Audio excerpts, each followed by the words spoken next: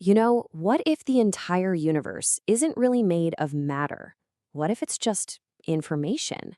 And what if your consciousness, the feeling of being you right now, is just a type of calculation? It sounds like sci fi, I know, but today we're going to look at two genuinely radical scientific theories that suggest reality itself, from the inside out, is a kind of computation. So let's just dive right in with that huge question. Is reality, at its very core, just information?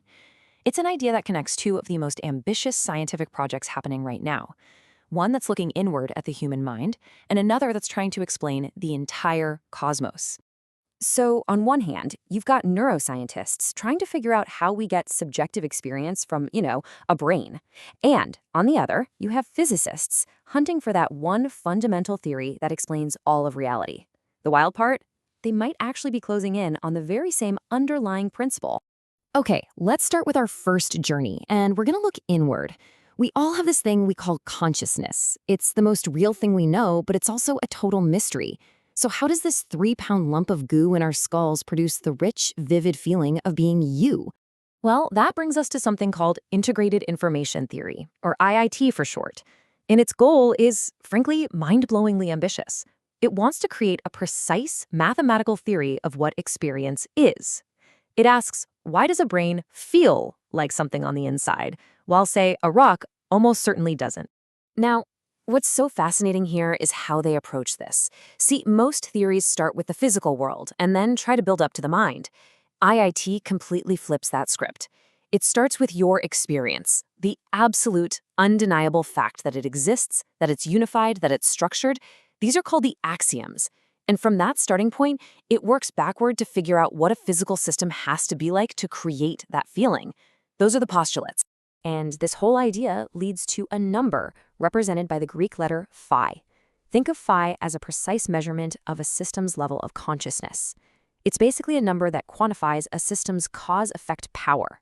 In simple terms, it's about how much the different parts of a system can affect each other and how much the system acts as one single whole thing, separate from everything else. It really is all about how deeply interconnected it is. So here's the bottom line. A higher phi score means more consciousness. But, and this is absolutely crucial, it's not just about processing tons of information. It's about that information being deeply integrated. A digital camera sensor, for example, has millions of pixels, but it doesn't see a picture. Your brain, on the other hand, takes in information and weaves it into one single, unified conscious experience. That right there, that integration, that's the secret sauce. Okay, so just hold that thought about integrated information. Now we're going to zoom out. I mean, way, way out. We're going from the inner world of your mind to the biggest thing there is, the entire universe and the rules that run it. And believe me, the ambition here is every bit as breathtaking. Stephen Wolfram launched his physics project with this incredibly bold statement, basically saying we might finally be on the brink of finding the universe's source code. The core idea is actually, surprisingly simple. Instead of starting with all these complicated equations for space-time and particles, the Wolfram model starts with basically a single, super simple rule that gets applied over and over and over again. And just look what happens. As that one little rule keeps running, it builds this unbelievably complex, evolving network you're seeing. But here's the part that will absolutely break your brain. This network isn't sitting in space somewhere. It is space, the fabric of reality. The distance between 2 points is just how many hops you have to make along the network to get there. The universe is the computation. Okay, so on one side, we've got a theory of consciousness built on integrated information. On the other, a theory of physics built on simple computation. They seem like totally separate things, right? But this is where it gets really interesting, because their paths are starting to converge in a really powerful way. Let's just put them side by side for a second. IIT says our experience emerges from how information is integrated and causes effects. The Wolfram model says the entire physical universe emerges from a computational process. Are you seeing the pattern here? Both theories are moving away from the idea of stuff and toward the idea of structure, relationships, and process. And that leads to this massive takeaway. Maybe reality, both the physical world out there and the subjective world in here, isn't fundamentally about what things are. Maybe it's all about how things relate to each other. It's about the structure of cause and effect, the web of information. And listen, this isn't just some philosophical hand-waving. The Wolfram team found that their model is an amazing way to describe distributed computer systems. And why?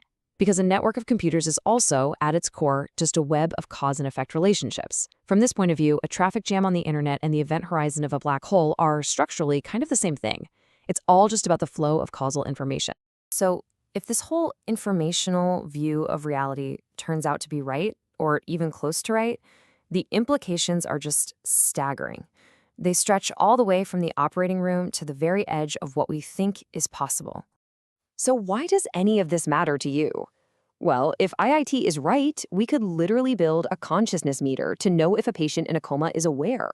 If Wolfram is right, we could simulate brand new universes just by changing the starting rule. We could develop whole new ways to build computers based on the actual source code of physics. We'd have to start seeing our entire existence as just one giant cosmic computation unfolding. And that brings us to the final, really profound question that just kind of hangs in the air. If our conscious experience is a form of integrated information, and the entire universe is the output of some simple program, then what exactly is running the show? What or who is the computer?